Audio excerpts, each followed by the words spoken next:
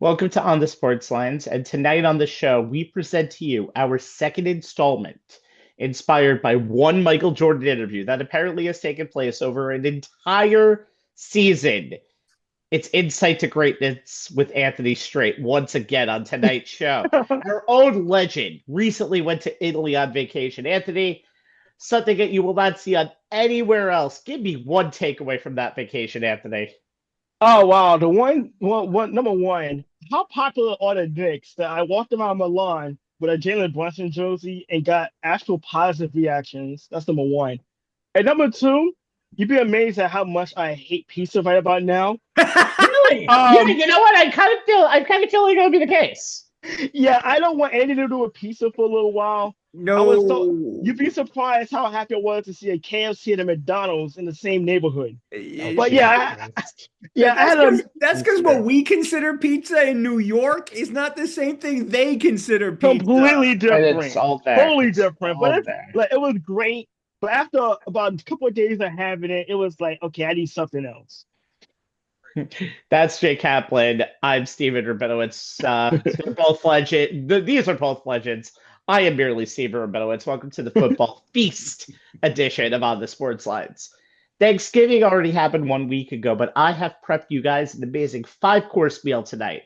For our entrees, we'll have a turkey stuffed with the teams in the NFL, which we want to buy, hold, and sell for the stretch run, a dessert of college football's championship weekend pumpkin pie, and an after dinner cordial rant on Lane Kiffin going to LSU. But first, your appetizer, where we have cheese, crackers, and stale New York football that we're just trying to get through.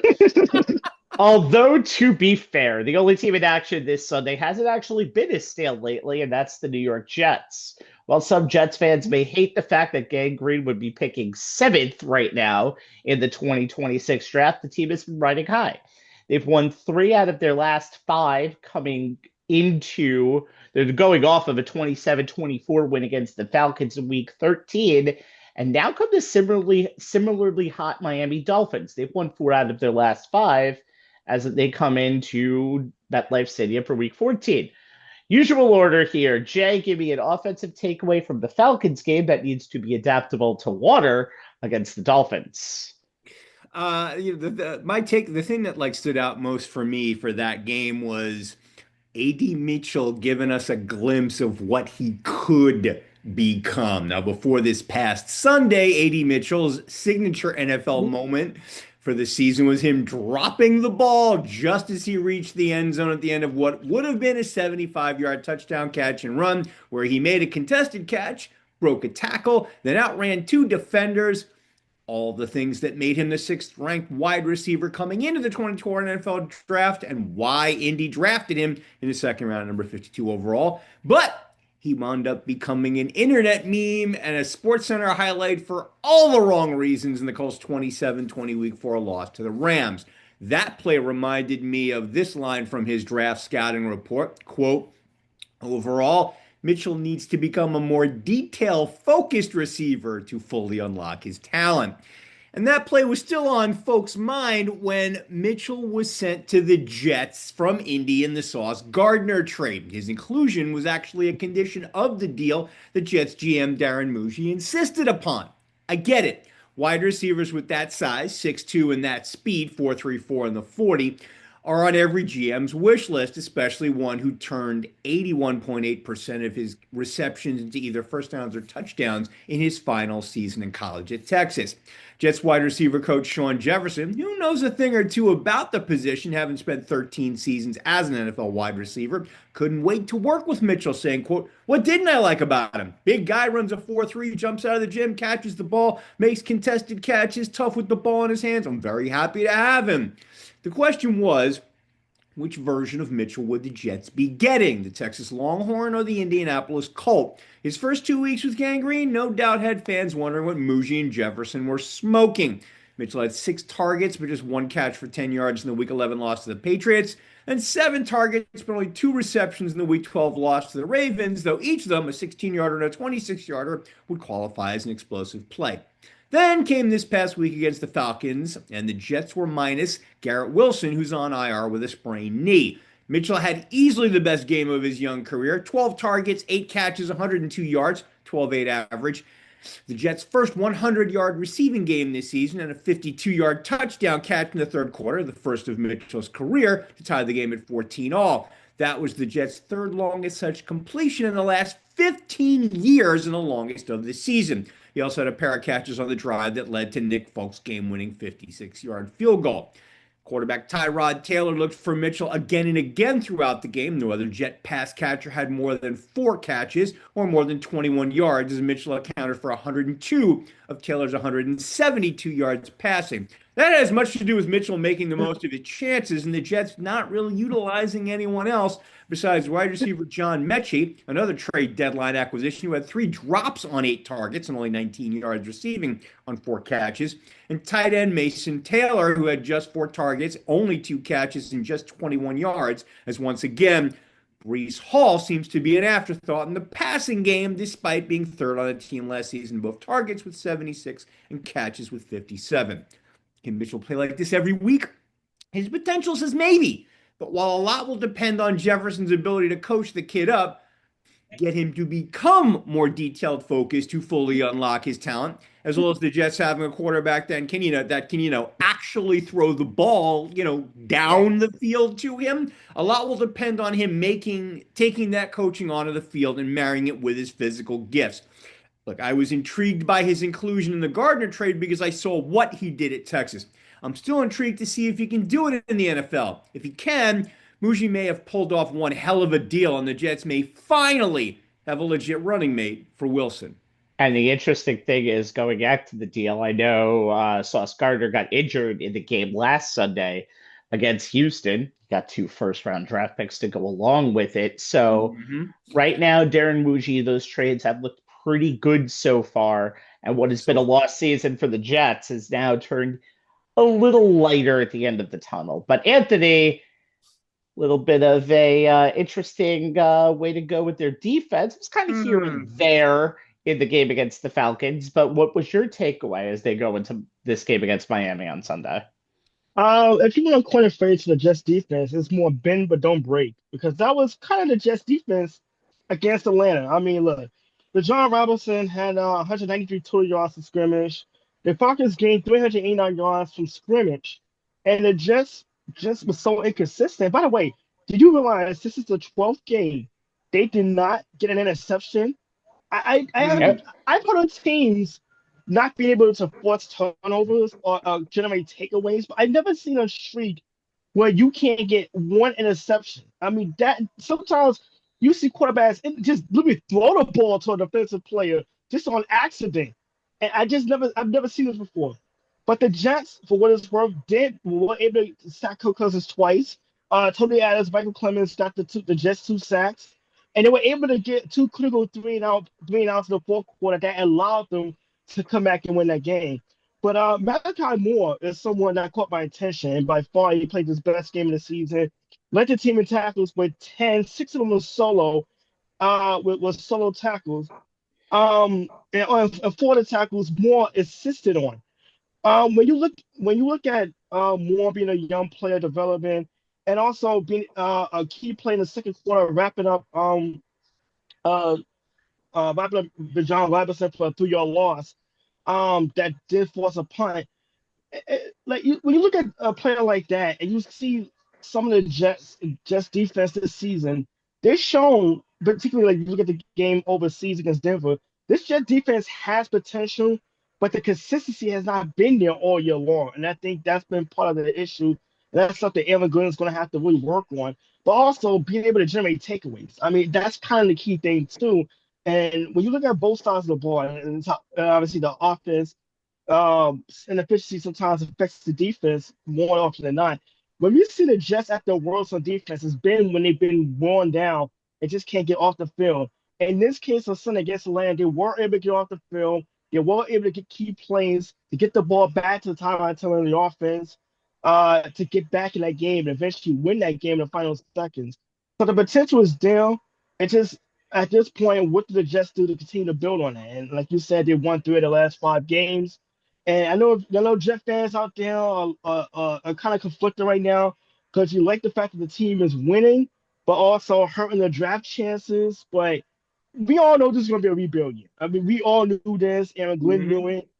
And right now, you're looking towards what you can take towards next season. And this is a good start. I mean, this is a good character win for the Jets. The defense being able to make key stops, showing what they can do. And it's definitely something that Aaron Glenn can take with them into the next game. And the streak, by the way, they're the first ever team to not have an interception in their first 12 games. No one has ever done it for 14 straight games. Actually, the Niners last season had a 14 straight game streak of that. And also, they've played interception prone quarterbacks like nobody's business. Joe Flacco, Josh Allen, Bo Nix, Aaron Rodgers, Bryce Young, and they played Tua once already, and they'll play Tua again. Tua is the quarterback with the most interceptions in the league currently. So that's going to be very interesting. Tua's got to throw the ball to somebody, and that somebody is Jalen Waddle. He's had a pretty good year. Last year, he only went for 722 yards, which was his worst, 744 yards, which was his worst season as a pro, because Tua was injured a decent amount of the year. But this year, you've gotten enough of Tua. He's had a little bit of a bounce back year. Once Tyreek Hill got hurt in the first game between these two teams, week number 4 on a Monday night, he hasn't gone over 100 yards, only gone over 100 yards once, and that was in the next game after, but he's been very consistent. He has gone 95 the game against the Chargers, 99, 82, 84. He's had 2 sort of bad games since then, 52 yards against Washington, 40 yards against the Saints. Had very slow start to that game. No touchdowns in either of those games, has 5 on the year. Waddle's a very interesting piece in this puzzle. I think this team is going to rely more on their running, but I talked about Tevin Adrian the last time we did this show way back when we debuted, when we talked about the first matchup between these two teams. Listen, this is going to be an interesting matchup because while people talk about the Bills and the Patriots in that division, these two teams are going to play spoilers if they continue playing like they have over the last months of the season. They're going to do that with the wide receiver position because right now the Jets, Tyrod Taylor is still a tier 4 quarterback, maybe even tier 5. Tier 4. But yeah, but he's a replacement level quarterback. He's a guy who can get the job done. And again, throw the ball a little bit over the top, which is what this team needs just to become multi-dimensional, at least give Breece Hall a chance to start running a little bit more and being a little more present in the game. So we'll see what happens on Sunday. On the Dolphins side, though, they really have a good running attack, and I think getting a good passing attack and having Tua be a little more consistent is going to make this team a lot more exciting offensively. And this could be a good game. We'll see. All right, now let's move on. And thanks to the NFL schedulers, which I swear are just a bunch of cats hitting random buttons to come up with an algorithm, can't prove me any different. The New York Giants finally have their bye all the way in week number 14. Last chance to get one. Great stuff, along with division rivals playing twice in 3 weeks. Thank you, NFL schedulers. We really need it. By the way, the Giants have already done that this year against the Eagles, playing them twice in 3 weeks. Very annoying. We missed a lot of stuff we missed a lot of stuff in our time off here, though. After the Giants went to 2-8 after blowing a double-digit lead on the road against the Bears, the team fired head coach Brian Daboll on November 10th. Then, after the Giants went to 2-10 after blowing a double-digit lead on the road to the Lions, seemed familiar. Defensive coordinator Shane Bowen was fired on November 24th. I got to talk about both of those things with my partner Joe Tafaro on the Official Review podcast. Let's bring it to the rest of the group. Let's examine the now 2-11 Giants with 3 similar questions. Jay, they fired Brian Daboll 3 weeks ago, so they've had a little more of a sample size since then. So what's your offensive takeaway in these Packers game and the Lions game, and specifically not great on Monday night against the Patriots? No, I mean, and to be fair, the Packers game, I kind of gave Kafka a pass on, so I didn't really dive too deep into it because he was kind of first game, interim coach. Jackson Dart goes into concussion protocol. I'm like, I'm not going to use that. To me, what makes the Giants offense Jekyll and Hyde is the difference between what we saw in Detroit versus what we saw in New England.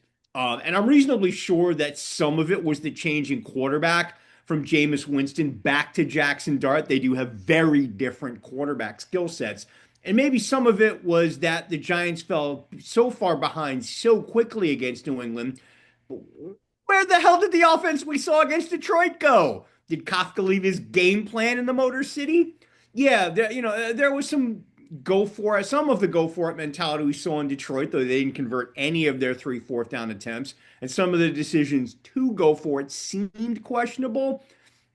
And there was some of the trickeration. Devin Singletary's 22-yard fourth quarter touchdown run coming off a direct snap after a fake reverse to Dart, who came back the other way after splitting out pre-snap. But for the most part, it was the same maddeningly inconsistent, unimaginative, head-scratching offense we saw under Dable. Like, what we saw against the Lions was Kafka embracing the whole "we have nothing to lose, so let's cut loose" philosophy. It led to a season-high 517 yards of total offense, 10 plays of 20-plus yards, the most by the Giants in a game since 2010, highlighted by some serious trickeration play calls, starting with the 4th play of their very first possession. More on that in a sec. The epitome of that was the Giants offense getting the full Jameis Winston experience and then some. He went 18 for 36. Yes, that's just 50% completion rate, but for 366 yards, that's 10.2 yards per attempt, 2 touchdown passes, 1 touchdown catch, again, more on that in a sec, 1 interception, and a 93.1 passer rating. 10 of his 36 throws were classified as bad throws, 31.3%, which is due in part to him being pressured on 42.1% of his dropbacks. Though remarkably, he was sacked just once. And even more remarkably, his 211 passing yards when pressured were the second most by a quarterback in any game this season. The then some part of the experience was as follows. Winston just became just the second player since 1960 to throw for 350 plus yards, 2 or more touchdowns, and catch a touchdown in the same game, joining Matt Ryan, who did it for Atlanta in 2018. His touchdown catch was the first by a Giants quarterback since at least 1940. It's as far back as the records go. It was also the longest touchdown reception by any quarterback since 2015, when Marcus Mariota caught a 41-yard touchdown pass. Winston averaged 13.6 air yards per completion. That's the NFL's highest mark in a game since week 1 of 2024. And he completed all 4 of his throws beyond 20 air yards for 148 yards and a touchdown. Okay, so about the serious trickeration play calls. The first trick play, which produced a plus 4.1 EPA, flea flicker, resulting in Jameis hitting Wan'Dale Robinson for a 39-yard touchdown pass. The second trick play, which produced a plus 3.2 EPA, 33-yard touchdown pass from wide receiver Gunnar Olszewski, who had 0 career passing attempts prior to this one, to Winston, who had 0 career catches prior to this one. These were the Giants' 2 most productive trick plays involving laterals to the eventual passer by a wide margin in terms of EPA since 2022 when Dable became coach. These plays were a big reason that the Giants, for only the 6th time in team history, had at least 500 yards of offense, at least 25 first downs, and converted at least 50% of their third down opportunities in the same game, per Pro Football Reference. So, of course, we all thought that once Dart got back, Kafka would follow a similar script, just adding some tweaks to take advantage of the rookie's athletic ability. Nope. What we saw on Monday Night Football was pretty much, other than the minor exceptions I noted at the top, the same old we saw under Dable. Now, I'm sure that the Patriots jumping out to a 17-0 lead after the first quarter and a 30-7 lead by halftime had something to do with Kafka getting all conservative and trying to avoid getting truly run out of the stadium. But man, when your team is 2-10 and you're auditioning to have the interim tag removed this offseason, what does it matter if you lose 30-7 or 42-21? You're supposed to be a creative offensive play caller. We saw it against Detroit. Get creative. Go as deep into your bag as you can and see what the offense can do with Dart at the controls. One trick play call? Come on, Mike. Huddling after every play and using a run-heavy game plan to effectively shorten the game, does nothing for your addition tape, nor does it do anything to further Dart's development. And it showed, as Dart was a non-factor as a passer. Yes, he was 17 of 24, and that's 70.8% completion. Just 139 yards, and that's just 5.8 yards per attempt. One touchdown, no picks, 99-point passer rating. Yeah, the passer rating looks nice, but it was more a result of Dart not making any bad plays. He had no throwaways and no bad throws than making any good plays. He had a 15.4 first down percentage on his passing plays, his worst mark of the season. The Giants also called 0 design quarterback runs. Likely a precaution in Dart due to Dart's return from the concussion protocol, as all 20 of his rushing yards were on 4 scrambles.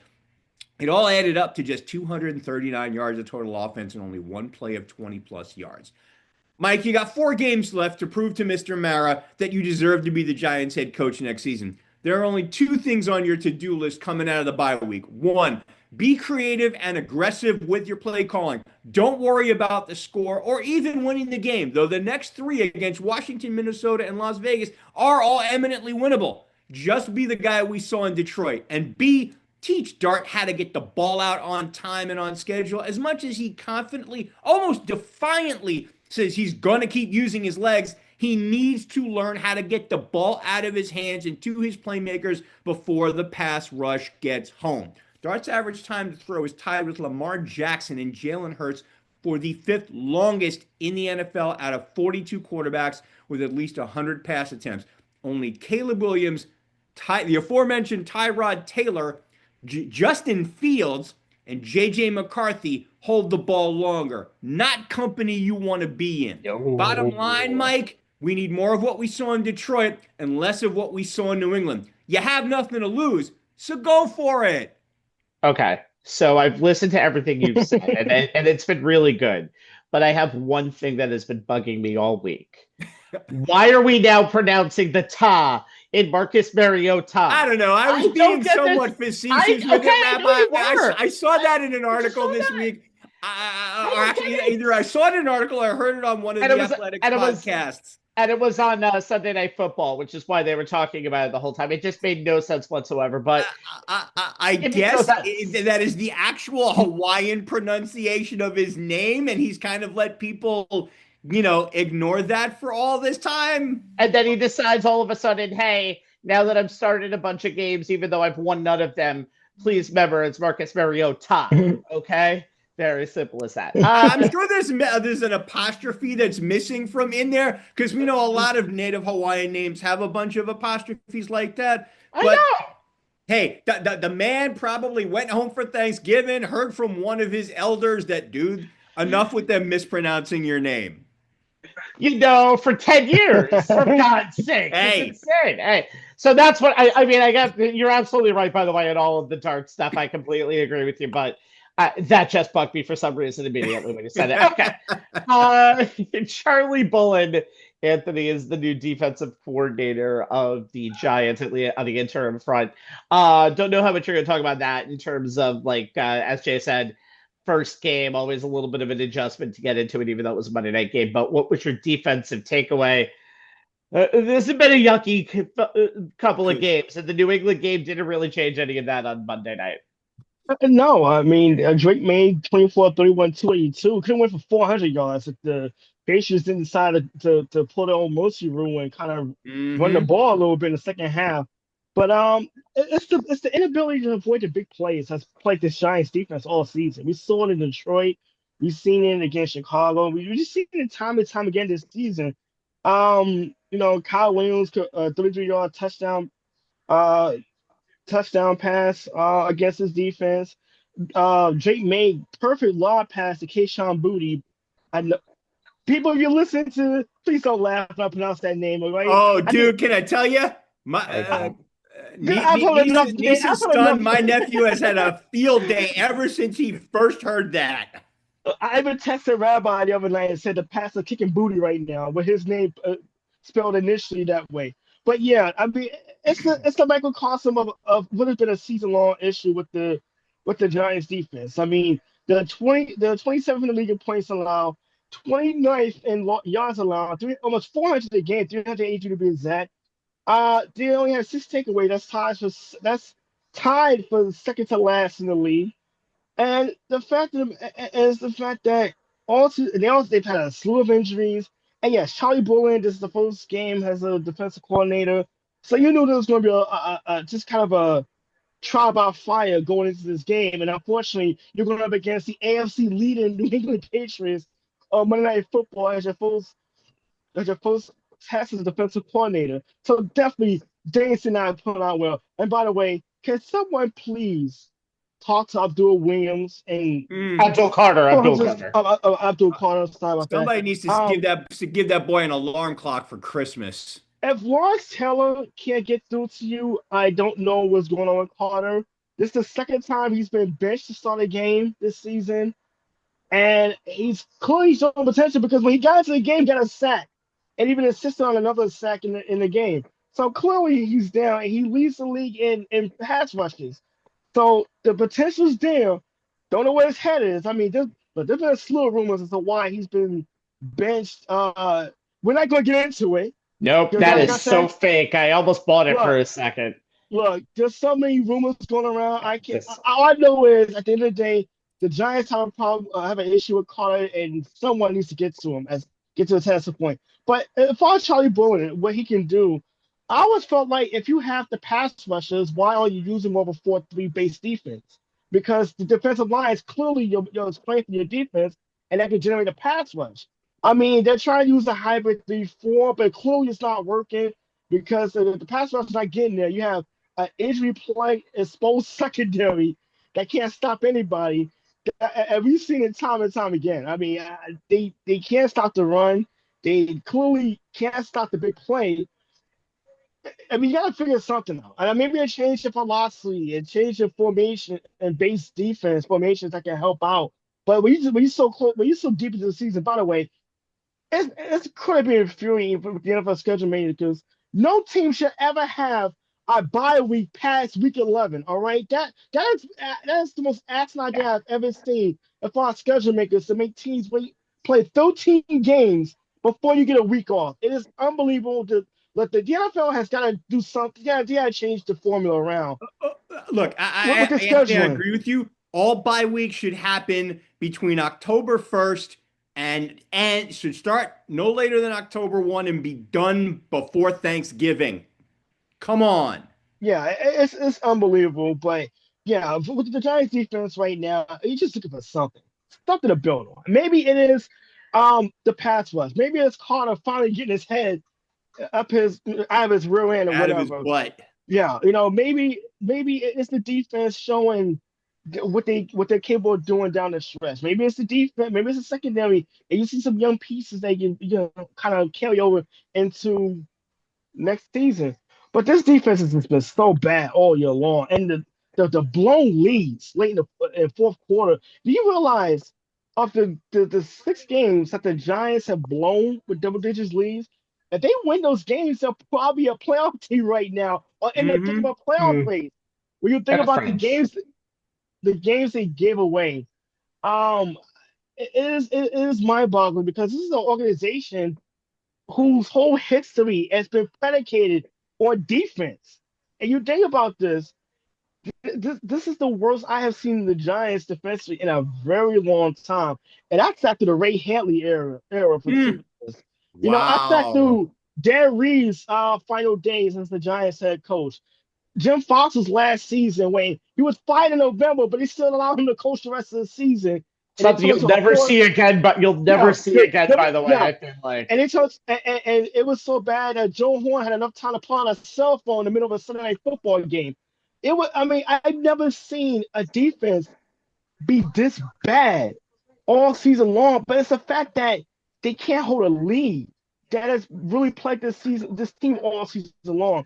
But when going into the bye week, it's definitely just going to be a lot of film study, a lot of counseling right now when it comes to Abdul Carter, but also it's got to be a change of philosophy. And what exactly is the strength of your team? And that is the defensive line. And maybe you should build on that and then move forward.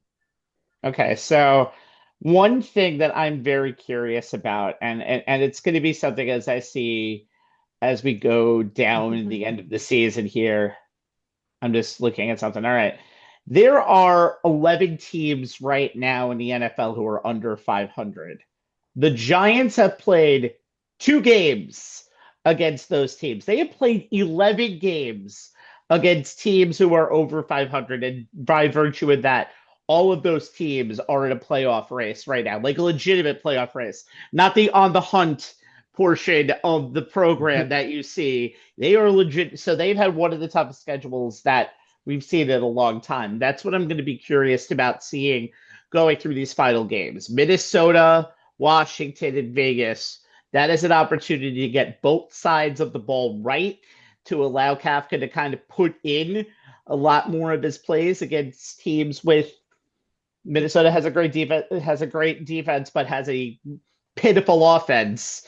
So it's a way for the defense to show. So these are auditions, but these are the auditions that you want to have towards the end of the season. I'm curious to see if it's going to look like fool's gold, if Kafka can kind of regain a little bit of that offensive mojo, and see if that New England game was kind of just a hiccup towards the rest of the game. If they can do that, I'm going to be very interested to see what's going to happen at the end of this season, because the coaching markets, I don't think is the actual coaching market, not the I think Mike Tomlin's going to be in the coaching market portion of the program. I don't even get me started on that. But the another coaching show. Oh, that could be like 2 shows. But I think I just very curious to see what this coaching staff does towards the end of the season, because now they finally have the chance to at least play the competition that's closer right now to what the Giants level is. Mm-hmm. And if they can do that, that'll actually show a lot for next season going forward, because right now the teams that they're playing are just better and organized and better, more talented right now than they are offensively and defensively. New England has built a great system, and that's how they got their win on Monday night. They played Detroit. We know what Detroit's been over the years, and they played Green Bay. And those games were close, but they now have a chance to play teams without that winner's mentality this year. That's going to be very interesting for me to see going forward. Yeah, what's going to be interesting for me, Rabbi, is that basically, I mean, obviously, when you're playing on a losing team and your season is over, you've been eliminated from the playoffs, everybody knows that as much as fans want the team to tank, these guys are not going to do that, because they know they have to go out every week and put good game on film, because even if they're not going to be getting paychecks from Mr. Mara, they still want to be getting paychecks in the NFL. So they are playing for their next job, whether it's here or elsewhere. So they're not going to tank. Oh no, absolutely not. No, they got the quarterback, and they don't need to. That's something that fans just, for whatever reason, as much as it irks them, they can't seem to wrap their head around it. As far as the coaching staff goes, it's pretty much the same thing. These guys are also coaching for their next job. There's no guarantee they're going to be back, because the only way any of them stay, basically, is if Kafka gets the interim tag removed and he decides to keep some of them. And there's no guarantee of that. Most interim guys don't get the tag removed. So they are also coaching for whoever their next job is going to be at whatever the next team is going to be that they're going to interview for. Yeah, I agree with you, Jay. It's basically gonna be motivation. Like, who's motivated to go out there, and they're playing. Everybody's playing for a job right now, and that's pretty much what it is. You're playing for, whether it's the Giants or that next NFL team you sign for. You're playing for employment for the next 4 games of the season, and there is motivation at the end. I mean, you play the Cowboys to end the season. You know, you're a young team. You're not going anywhere. You love to send the Cowboys home if they have to win against the playoffs. That gives you extra motivation in itself. But then these next 3 games, you're playing against other teams that are struggling, that are pretty much playing at the string. It does give you a chance to maybe win some games, maybe build on that a little bit, maybe see what you can piece together. But I mean, like I said, you look at the defensive stats. I mean, you're like, geez, that's a lot to work with. And offensively, we saw glimpses and pieces of it. But is this enough sustainable for a whole season? I mean, that's something that you're gonna find out in the next 4 games, and we don't know who's gonna be the coach next season as well. Yeah. So there's a lot of question marks that's going to be questions that need to be answered these last 4 games for the Giants. I got to And tell you what though, the biggest question mark for me, and then Rabbi, I'll let you take us to the next one, is the fact that Bullen was named defensive coordinator and defensive play caller when he's had zero experience doing either, and there are other guys on that Giants defensive staff who do have more experience as play callers. That was a surprising move by Kafka. Well, he's also young too, which I helps get in that it, but situation. I mean, at that situation, if you're going to go for an audition, go for an audition because you don't want to I'm not saying retread out there, but you don't want somebody who has no chance to get that job at the end of the year. And remember, that's most likely Kafka's decision, and that was his first decision going forward. So we'll see what happens. I'm kind of curious to indeed. see again how it ends up. All right, guys, just edit this in post. Pretend there's a stock exchange bell here. Ding, There we ding, go. ding, ding, ding, ding. Everybody on the floor of the new on the Sportsline Stock Exchange is excited for the 5-week stretch run to end the season. And here we have teams that have some real value. So for the stretch run, who are we buying? Who are we? That's otherwise a team who we think will have a strong end to the season. Who are we holding on? A team who is steady and we're not sure about either way. And who are we selling? Meaning they're about to take a New York Met-like choke nosedive to end the season. Anthony, sorry for the Met dig out there. I had to come up with something. Anthony, which team of AFC contenders are you going to buy? You know what? I'm buying high on the Denver Broncos, and here's why. Hmm. You know what? Their defense is actually the truth. They lead the league in sacks at 49. It's actually on pace to tie the season record, the single season record. Nick Bonito 9.5, Jonathan Cooper 7.5 sacks. They've held the top three opponents points per game at 17.3, allowing just 270 yards per game, 28% of third down conversions. And the thing is, this reminds me so eerily of that 2015 Denver Broncos team that won the Super Bowl based really put dominant on the defense and the offense that did just enough to win a ball game. But the thing is, and also here's the thing too, we saw this last year with the Kansas City Chiefs. Denver's ability to win close games, and we saw even last Sunday night against Washington. By the way, I was joking with Rabbi about how that first half of that game was a snooze fest. It's not to be one of the best games of the weekend. It was like, yeah, suck it, schedule makers. But they're 8-2 in one-score games this season. They were 1-6 just last season. And you think about this, the Kansas City Chiefs last year won several games in one possession games. That just tells you how much of a margin of error that this team has played with. And we saw it against the Giants that miraculous fourth quarter comeback. The question is going to be Bo Nix, and can he take his games to the next level? He's been inconsistent. 19 touchdowns, 9 interceptions, 2,700 yards is really good. But he has had some ups and downs this season, and he was a little shaky against Washington last Sunday night. If he can take his level up and make up a little bit, the Broncos offense has been on the pack. They're 15th in the NFL, so they're not bad, but they're just not exactly explosive either. I think if the offense could do just enough and let that defense just go to town, I can see and imagine home field advantage going to have to go to Denver, Mile High, the altitude, everything having to work against you as a visiting team, and that defense just teeing off. Wow, it would not surprise me to see the Denver Broncos in the AFC Championship game, even hosting the AFC Championship game, because that defense is just downright scary. Look, last Sunday night it seemed like a down game, and they were dominant that fourth quarter, especially in the overtime, able to make a key stop on the two-point conversion and win that game. So I'm buying stock on the Denver Broncos. So that defense is scary. That offense is also scary, just in the other direction, though. Yeah. I want to see Bo Nix play a complete game at one point this season. That's just simple as that.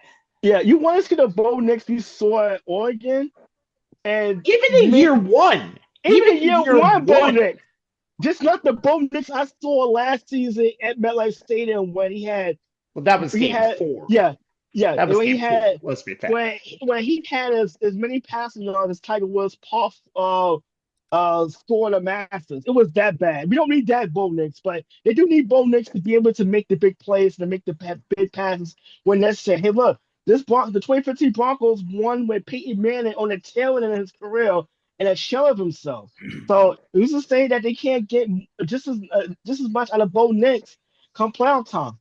I mean, look, as much as that offense is aesthetically unpleasing to watch, it's not a formula that you would like say this is my number one choice of how I would want an NFL offense to work.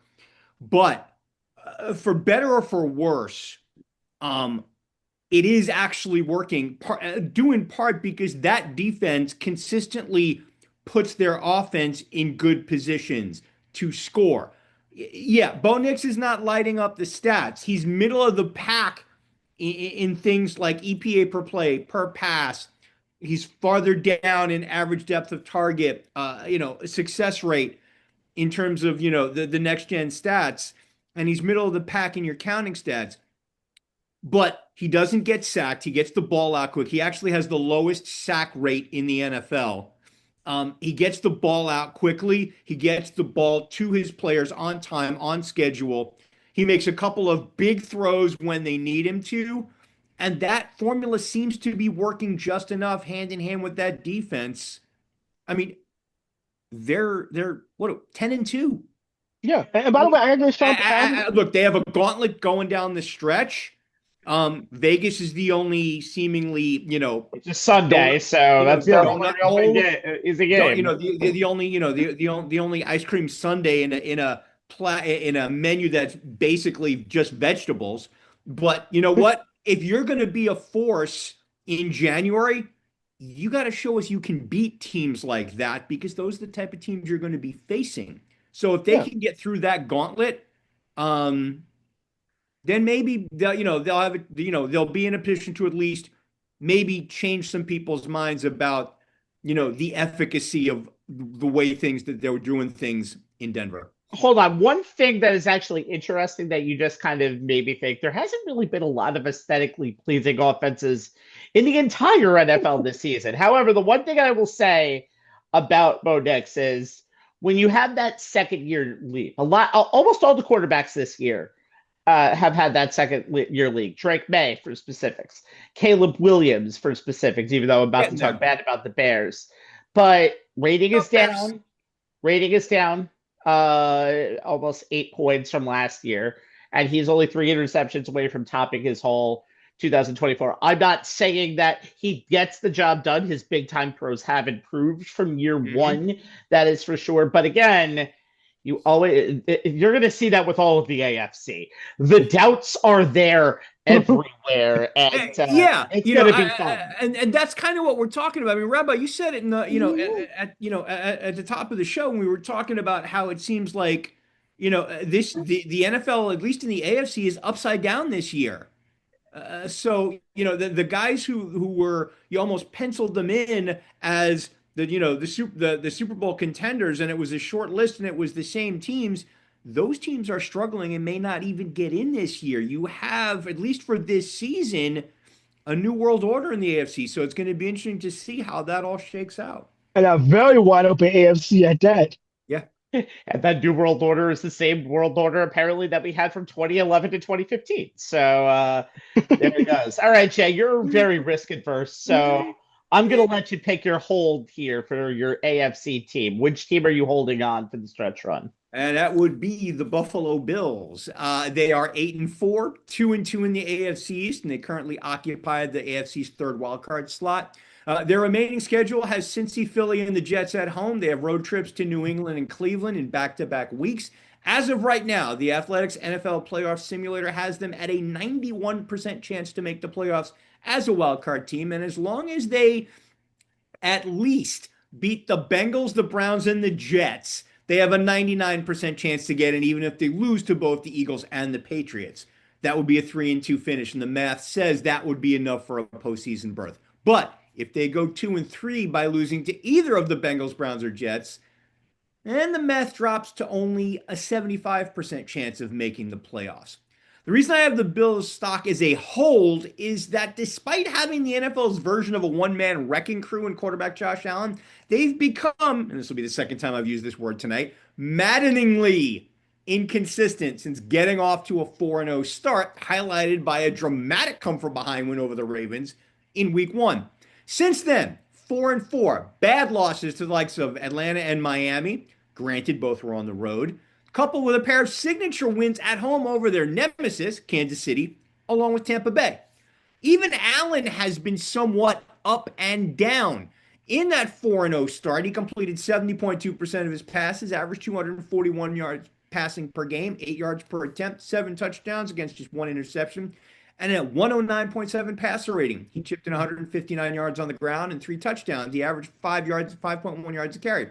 In the 8 games since, completion percentage is down to 69 flat. His yards per game down to 233.5. His yards per attempt up to 8.2, 12 TDs, but 9 picks and a passer rating of just 94.7. He has been better on the ground, 250 yards rushing, 5.3 per carry, and 8 touchdowns. He's had 7 games with a passer rating over 100. Buffalo is 6-1 in those games, and he's had 4 games with a passer rating of 75 or worse. Buffalo's 2-2 in those games. He's had 6 games with at least 1 passing and rushing touchdown in the same game. Bills are 6-0 in those games, including his 6 touchdown game, 3 in the air, 3 on the ground against Tampa Bay. But in games where he hasn't had at least 1 touchdown in both phases, Buffalo's 2-4.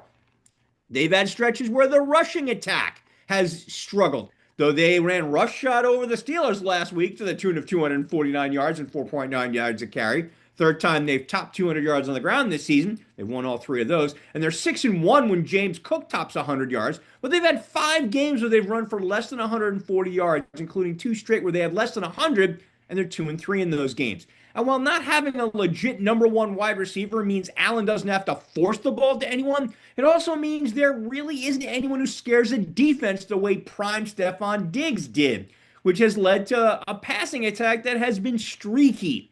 Khalil Shakir leads the team with 55 catches. That's good for 27th in the NFL. His 569 yards, that's 40th best in the NFL. Not having tight end Dalton Kincaid since week 10 with a hamstring injury is hurt. He was a limited participant in practice this week and is questionable for Sunday. And wide receiver Keon Coleman has been a disappointment. Hell, they went out and got 11-year vet Brandon Cooks, who hasn't been productive since 2023, which shows you just how much that wide receiver room is lacking. Their defense is decent, solid even, but nowhere near the level of the likes of Denver, Houston, or even New England. Buffalo's 21st in yards per play, 13th in turnovers, 4th, 10th in score percentage, 18th in sacks. They are 9th in pressure rate, amazingly enough. They are, however, the number 1 passing defense in terms of yards allowed per game. They're number 4 in completion percentage against, number 6 in passer rating against. But on the flip side, they're 30th in rushing defense in terms of yards allowed per game and per carry, and have allowed the most rushing touchdowns in the NFL. They're 13th in scoring defense and third down conversion rate allowed. They're 15th in red zone touchdown percentage allowed, and 15th in points allowed per drive. Look, with Josh Allen as their quarterback, Buffalo always has a chance. To quote the legendary Chris Berman, nobody circles the wagons like the Buffalo Bills. Yes, I am contractually obligated to say that. That's fair. But the 2025 version of Allen isn't a carbon copy of the MVP we saw dominate the NFL last year. And this edition of the Bills does not resemble the one that went 13-4 last season and made it all the way to the AFC title game where they lost to KC. Could they flip a switch in January? Sure. But they're less of a Super Bowl contender than they were last year, even within their own division. So while I won't recommend you sell any shares you already own, I also won't recommend that you buy any more shares either. Cincinnati this week coming up, and if seeing them against Baltimore is not an easy task. And then the true big test is next week, is the week after week 15 against New England. I think that's going to be a litmus test game for them. All right. As Jay just said, nobody circles the wagons like the Buffalo Bills, and I'm about to tell you, as we sell, nobody falls off the cliff quicker than the Indianapolis Colts. Wow. Yeah, he's Yeah, not so wrong. remember that stat I had mentioned before about teams under 500 that you played this year? Well, the Giants had 2 out of 13 teams of teams under 500. The Colts have played 6 out of 12 games against teams under 500 up to this point. And remember when I said the Giants schedule was about to get easier towards the stretch run? That's not the case for the Colts. They have this week and week 17, they play the Jaguars, who are currently tied with them for the lead of the division. They go at Seattle in week 15, home for San Francisco in week 16, which might be the easiest of the 5 games by default. And then they get a rematch with the Texans, who they just lost to in week 13 at Houston in week 18. The Colts have just been were they a mirage to begin the season? We don't know, because Kansas City and Houston, the last 2 games, they didn't force a turnover, but they only managed 2 sacks. But in both of those games, Daniel Jones, who we'll talk about in a second, who was only 14 for 27 for 201 yards. Playing on a broken fibula. Cut the guy some slack. Let's talk about that in a second, because again, he's playing through it, so he's still playing. I can give him some slack, but what we've seen from this team as an offense specifically has not been good. In the pretty much right before the Pittsburgh game, and actually before the Kansas City game, they were pretty much almost 100% in the red zone, whether it comes to field goals or touchdowns. I only think they only didn't score like 2 possessions. In the 2 last games that they played against Kansas City and Houston, 3 out of 10 scoring in the red zone. That's not good. Jonathan Taylor, who is still the NFL's leading rusher, has had some bad games in a row. Three out of his last 4. His last 3 games altogether, 198 yards. It was just the touchdowns that had helped out. They lost DeForest Buckner due to injury. He's still an injured reserve. Laiatu Latu has not really been there in terms of getting sacks, and they lost Sauce Gardner, a guy who will be out of the lineup for an indeterminate period of time with a calf injury. And yeah, again, let's go also with the first down stats. That's also a big way to do it. The Colts were averaging 7.2 yards per play on first downs through week 8, 6 yards per play since. Now, that was a historic pace that they were on before, and now they're not there anymore. Jones has not played poorly. Yes, he is playing hurt, but you can't really have Jones being Jones in there with the run-pass options and bootleg. He becomes more of a pocket quarterback. And yes, that's exactly what you're saying. But he's still playing. If you're playing, you got to decide. It seems like 75% of Jones is better than 100% of Anthony Richardson. Oh, without a doubt. People would definitely say. But it's really a question of has this team kind of outplayed their coverage a little bit? A team that was pretty much a lock in the beginning of the season. Once they went to Pittsburgh, where Jones was at that point completely healthy, he got dominated in that game by a Pittsburgh defense who was the standard in that game. So I think the really question that you have to think is simple. Is the Indianapolis that we saw in the beginning of the season a mirage? Or does Indianapolis have enough to at least get themselves back into either an AFC South title or at least a wild card? But anyway, I would find your easiest gullible sucker and sell that stock immediately. I'll tell you this, Rabbi. Here's the stat that has stood out to me. And here's the thing about Daniel Jones. He's not a tier 1 quarterback. He's somewhere between a tier 2 and a tier 3, which means if he has to carry the offense, that's not a good recipe for success. And here's the thing. They lost in Pittsburgh. Jonathan Taylor, 14 carries, 45 yards. That's not going to get it done. The loss to Kansas City, 16 carries, 58 yards. Not going to get it done. The loss to Houston, 21 carries, 85 yards. Okay, but not quite enough. Here's the outlier in this: 32 carries for 244 yards in the overtime win against Atlanta, but they had to go to overtime against Atlanta. If we have said this since the beginning, as much as like I've been impressed with Daniel Jones. Look, you guys know I like the guy. I want the best for him. This team will go not as far as he takes them, but as far as Jonathan Taylor takes it. And if Taylor cannot be a factor in the running game, that makes the Colts one-dimensional. They're not going to win being one-dimensional, even with the likes of Alec Pierce and Michael Pittman Jr. and Tyler Warren. Well, the thing is, though, to kind of counteract that, your running back is not supposed to be your most valuable player in 2025. I don't know. I don't not, know. You don't go into the season basically saying, hey, if my running back can get me 1,700 yards and 16 touchdowns, that's a given. We're going to be good. So I think the question really is just showing is like you need to have you need to have not just the two-dimensional offense with Taylor being Taylor. And again, Taylor does go on streaks. All running backs are not going to be Saquon Barkley circa 2024. That's not going to happen. Don't need him to be. Don't need him to be. Again, he's still leading the league in rushing. You need just better all-around play. And again, the competition is definitely caught up a little bit. Oh yeah, the Colts are now. We're gonna see who the Colts really are over this gauntlet to end the season, and it is a gauntlet.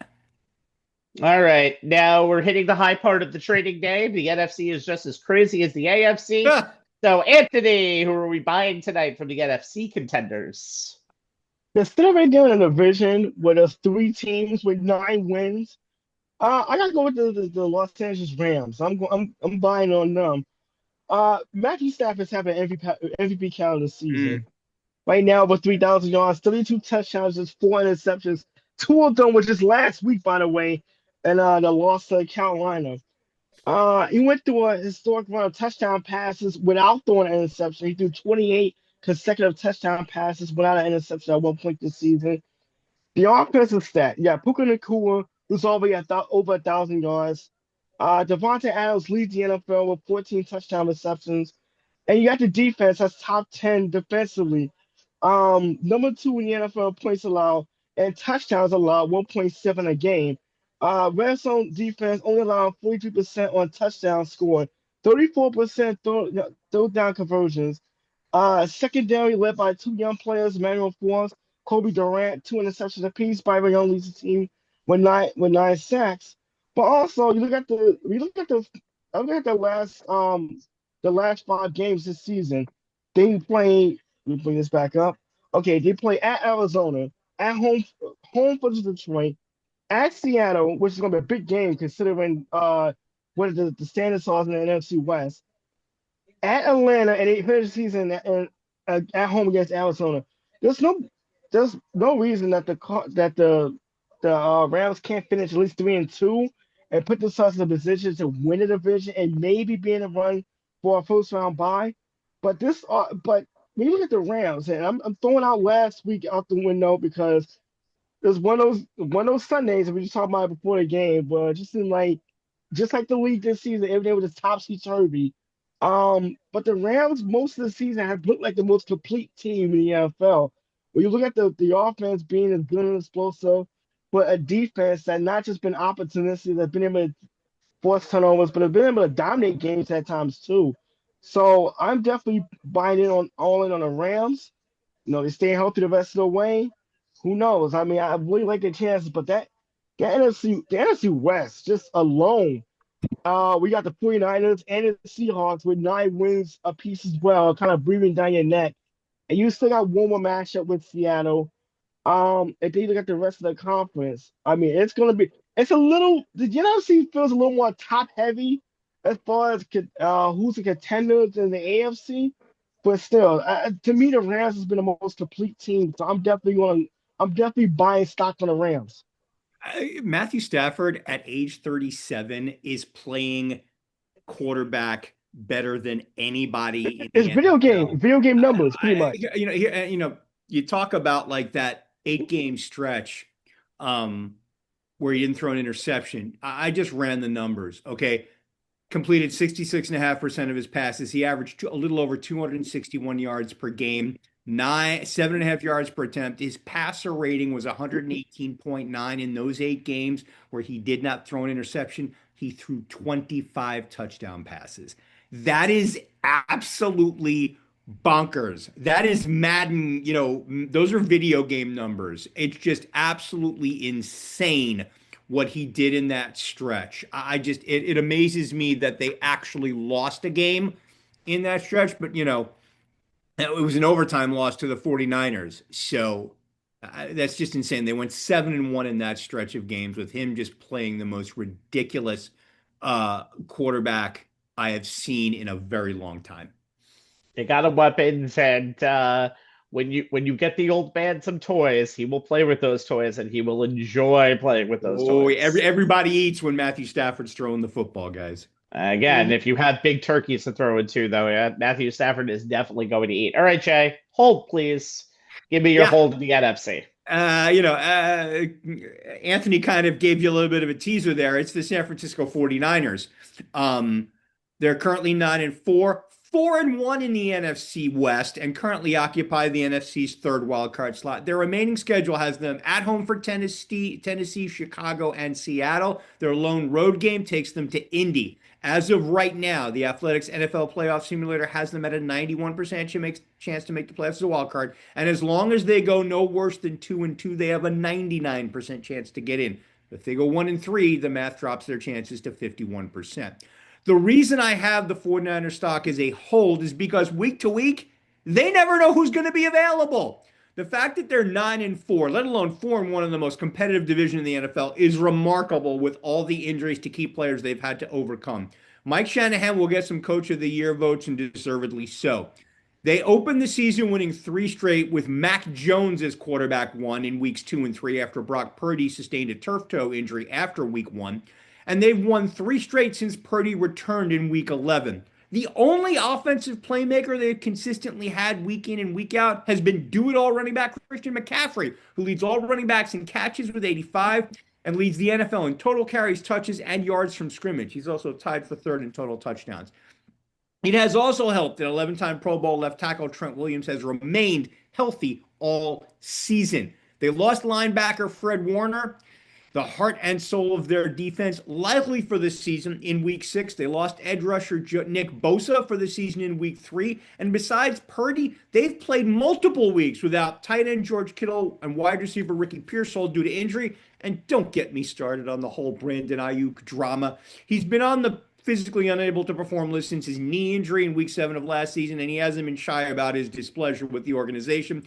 So even if he got to a point where they could open his practice window to see where he was physically, there was no guarantee he was going to suit up. And now they've lost 9-time Pro Bowl fullback Kyle Juszczyk to a fractured rib. His timetable for return is TBD. And left guard Ben Bartch for the second time this season, this time likely for the rest of the season due to oldest Frank foot injury. Yet somehow, despite being a mash unit all season, the 49ers have managed to plug the holes with GM John Lynch acquiring the likes of Ed Rusher, Cleveland Ferrell off the Chargers practice squad, and defensive end Keon White via trade with the Patriots on the same day a month ago. They've combined for 5.5 sacks since coming to the city by the Bay, helping Bryce Huff offset the loss of Bosa. Lynch picked up Sky Moore in a trade at the end of training camp, and while the former Kansas City Chief hasn't been a factor in the passing game, he's been a playmaker in the return game, averaging 12.1 yards a punt return and 28.1 yards a kickoff return for a special teams unit that has been much improved of late, especially the kick and punt coverage units. Defensive coordinator Robert Saleh, in his second stint with the Niners, has done his best to keep this defense together with basically spit, baling wire, and duct tape.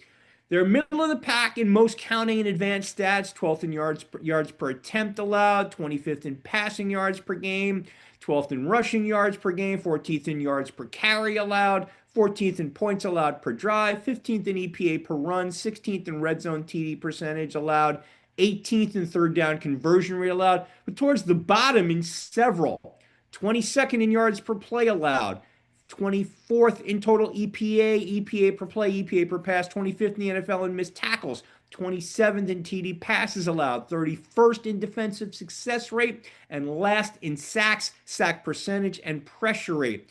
Yet they've only allowed 2 quarterbacks to have an average time to throw against them above 3 seconds since Bosa went down in week 3. Matthew Stafford in week 10 and Shedeur Sanders of all quarterbacks this past week.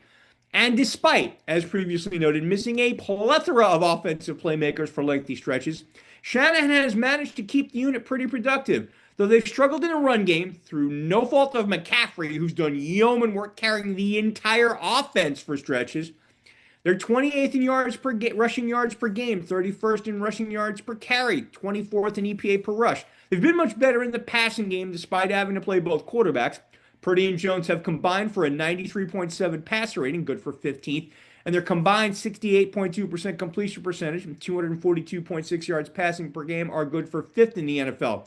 Overall, the 49ers are top 10 in several counting and advanced stats on offense. Number 1 in total first downs, number 3 in third down conversion rate, number 4 in lowest sack percentage allowed, number 5 in red zone touchdowns, number 6 in offensive success rate, number 9 in red zone touchdown percentage, 10th in points per drive, total EPA, EPA per play, and EPA per pass, 8th in score percentage. They're 11th in passing yard attempts per attempt, and 14th in points per game, and 17th in total yards per play.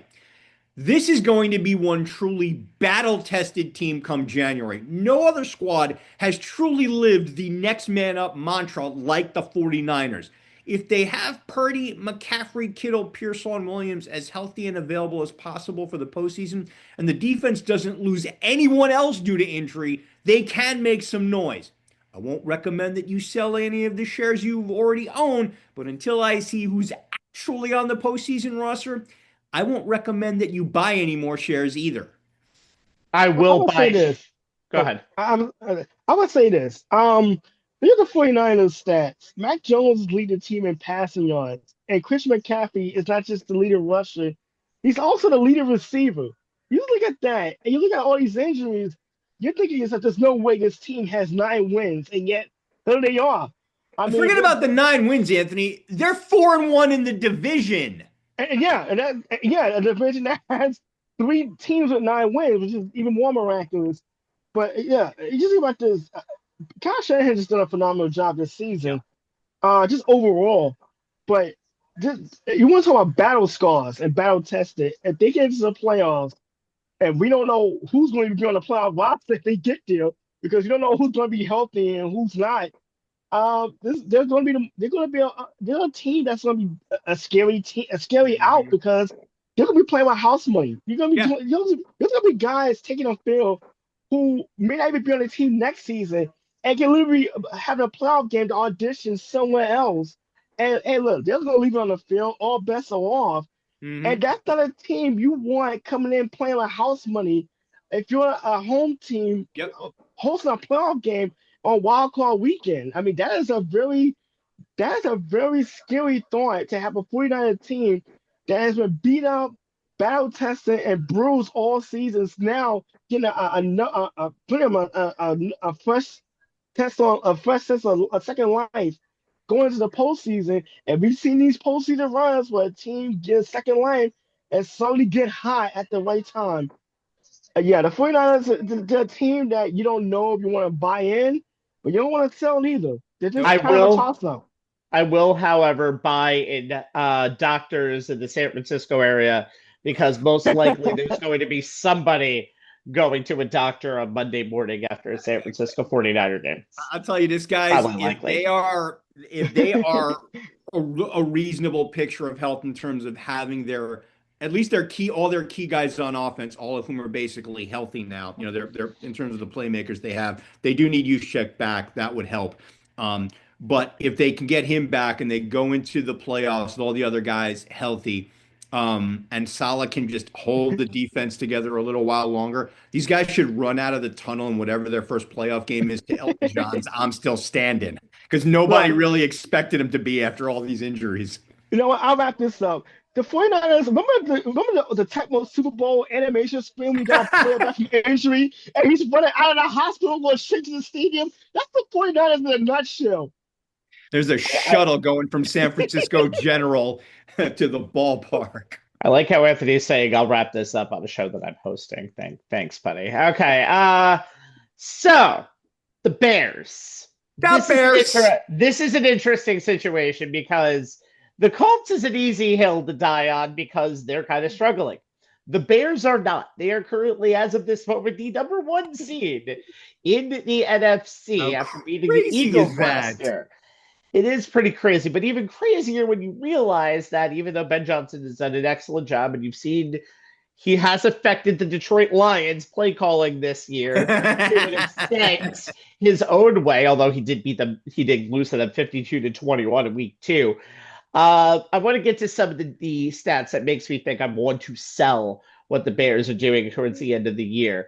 DVOA has the Bears 19th with 5.8 expected wins. Again, they're 9-3. The Bears are average as a team, in my opinion.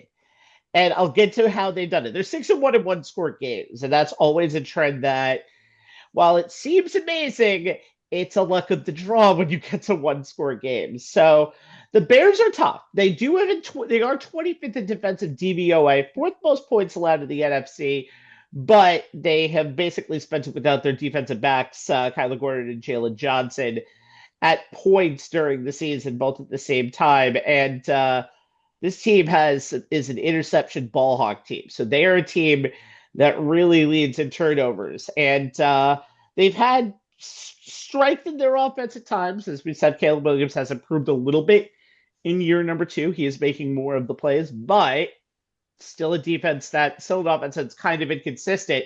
He had a very good rapport earlier in the year with Rome Odunze. Now it's a little off. He's kind of throwing the ball everywhere. There's no one person that you could really trust as a number one wide receiver for Caleb Williams, in my opinion. But again, they're all good as they have the talent on that side. They just have no one who's actually like trusting and somebody I would consider as a big threat late in the game, at least this year. But again, let's go back to the stat I had said before with the Colts and the stat I said before with the Giants. The Bears have played 12 games this year. They have played 7 games against teams under 500. And their schedule includes games when they started the season, by the way, 0-2. So they're actually 9-1 in their last 10. And here are some of the wins that they had at that point. A 1-point win against the Raiders where they needed a last-minute field goal. A 1-point win by the same score of 25-24, by the way, at the Commanders where they needed a buzzer-beating field goal. They won against the Bengals in the craziest of games where they needed basically the Bengals to play classic Bengals defense, i.e. none, by winning a game and they won that game 47-42. They did what many teams have done this year and take advantage of the 10-point lead that the Giants had on them, and they won that game 24-20. They had a last-second field goal to beat the Vikings 19-17. Their last 2 games have probably been their best this year against the Steelers, who, as Jay might say, that game frustrated the hell out of them, and that was one of the Bears' better games this year.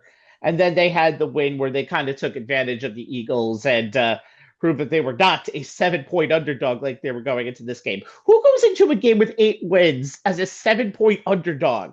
The Bears do. But Ben Johnson, in all his shirtless glory in the locker room after the game, needs to be aware of the end of the season because starting this Sunday, they have the dreaded 2 games in 3 weeks against their number one rival, the Green Bay Packers, whose defense has been solid all year.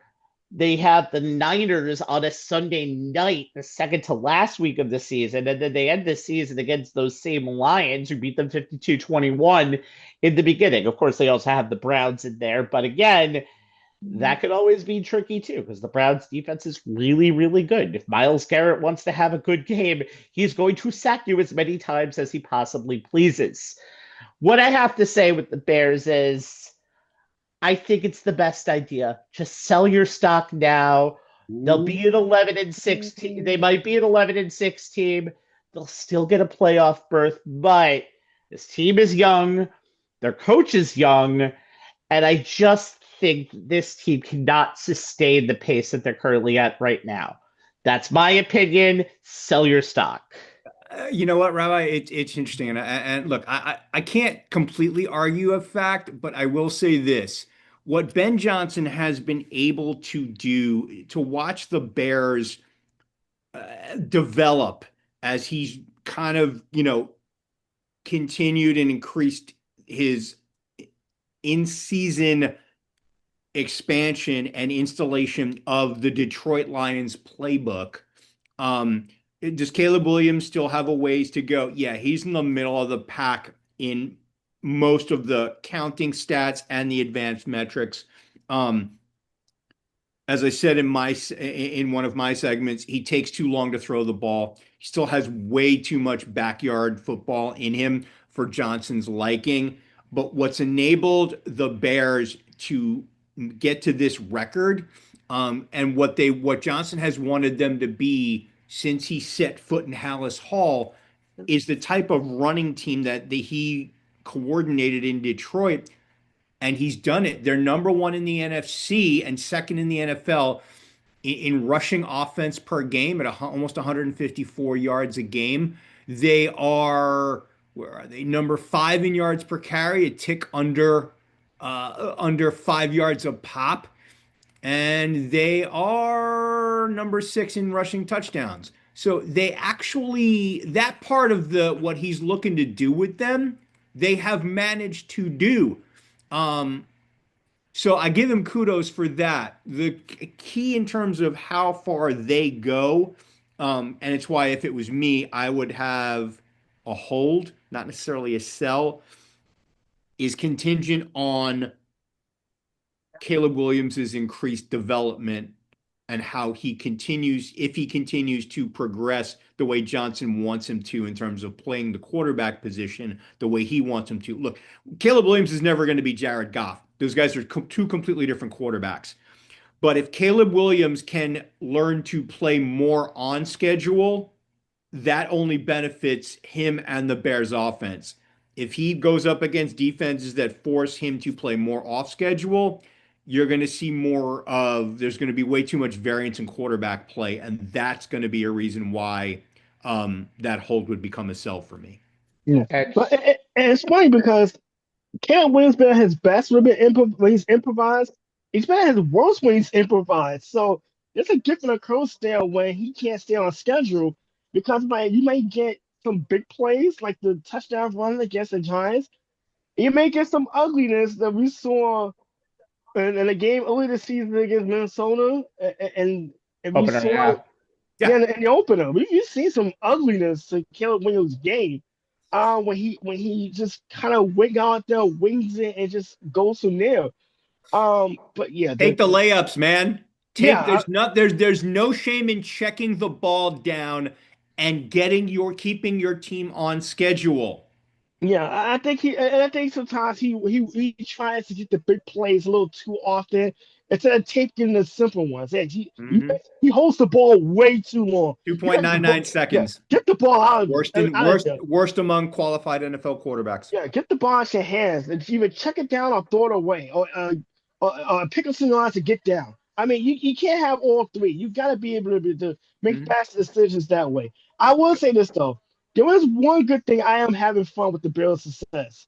And Rabbi, I'm going to bring him up. Our guy, Seth Rollins. Yes, I knew that go was ahead and make coming. their face. Yes, I'm making it up. Seth Rollins, a.k.a. Becky Lynch's hot husband, a.k.a.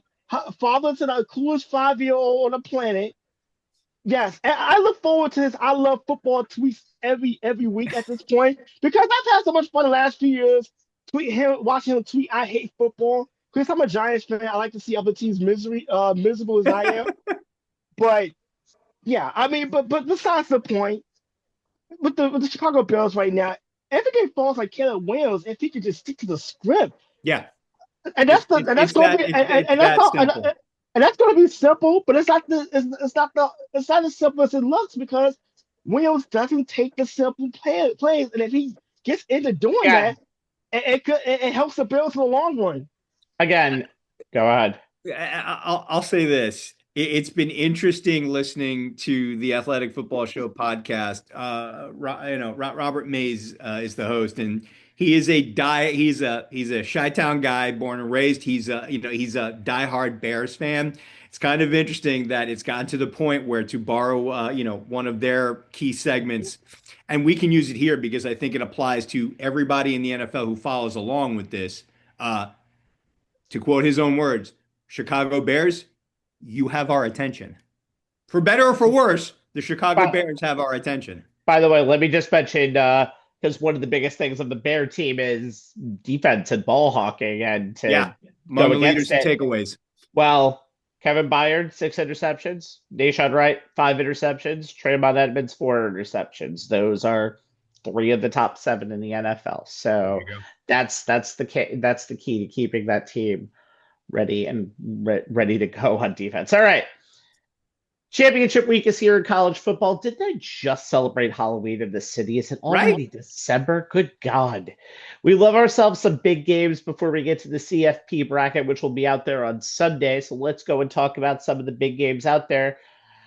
They're not going to really shake up the bracket too much in terms of who's in and who's out. Maybe I'm going to do that in just a moment. But for you two, you got a lot of damn good games. So we'll start with Anthony going to Atlanta for the rite of passage, seemingly. That is the SEC Championship and edition number 705,000 of Georgia, Alabama, Mercedes-Benz Stadium on Saturday afternoon. Yeah, this is starting to turn into a yearly thing, isn't it? Or is it just me? It's it already has. It already has. Yeah, it already has. I think it's 3 out of the last 4 years. 3 of the last 4. And by the way, it's a rematch from earlier this season where Georgia's 33-game home winning streak was snapped by the Crimson Tide. 24-21 victory earlier this year. And here's the college football playoff implications. For Georgia, winning this game gives them a great shot at finishing in the top 4 and a bye and a bye in that first round of college football playoff. If you're Alabama, you really need this game because you lose a third time. That puts you really in danger of being on that bubble, and you don't want to kind of leave your faith up to the hands of the college football powers that be. I mean, you see when you're losing a big game and you find yourself politicking on Selection Sunday, a sad Sunday, that's never a good thing.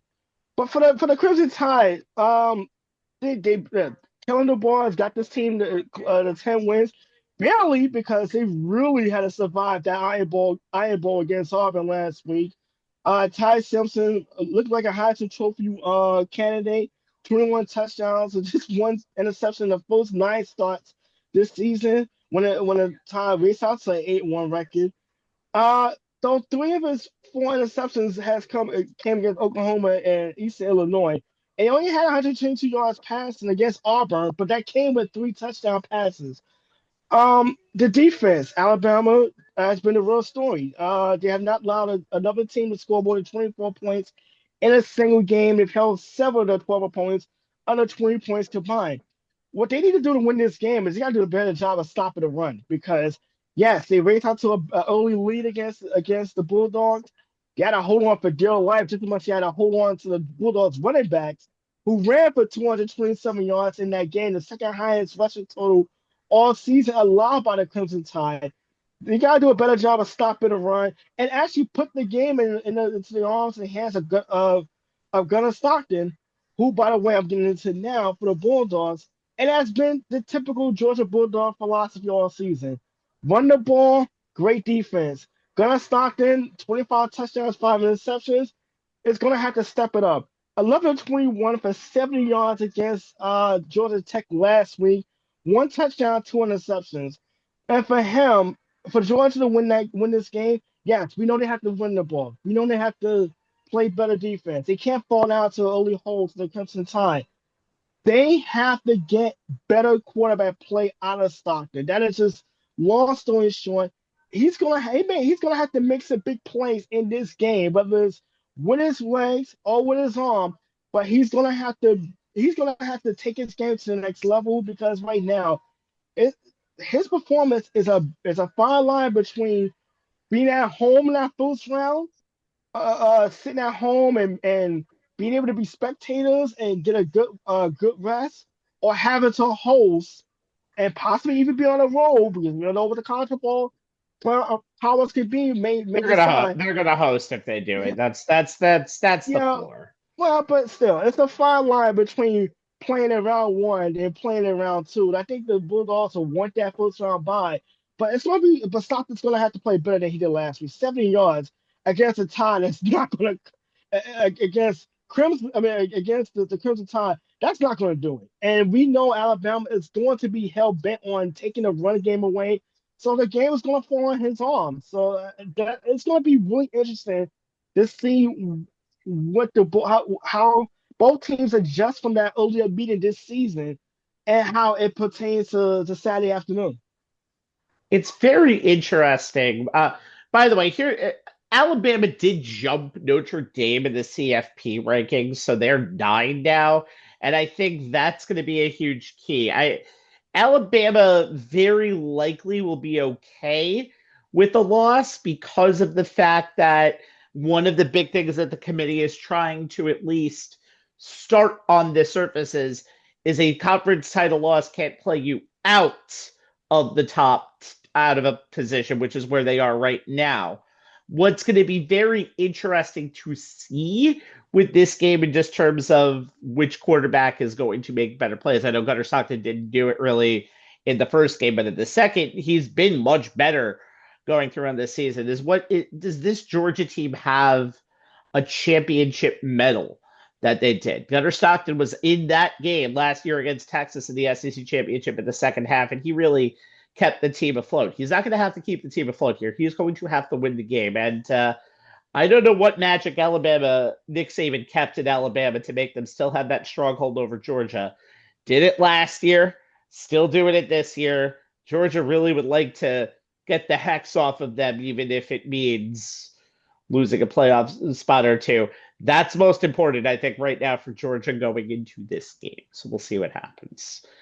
Jay, Mhm. 1-2 matchups are very rare, Mhm. and these two teams might honestly just be playing for a Big Ten title. Both of these teams, in my opinion, are worthy of top 4 seeds, win or lose. But the Big Ten championship between Indiana and, since I made fun of the Mets, I'm sorry, Jay, that team that finally just beat that team up north in Mhm. Saturday Yep. in number 1 Ohio State. This could be really, really good.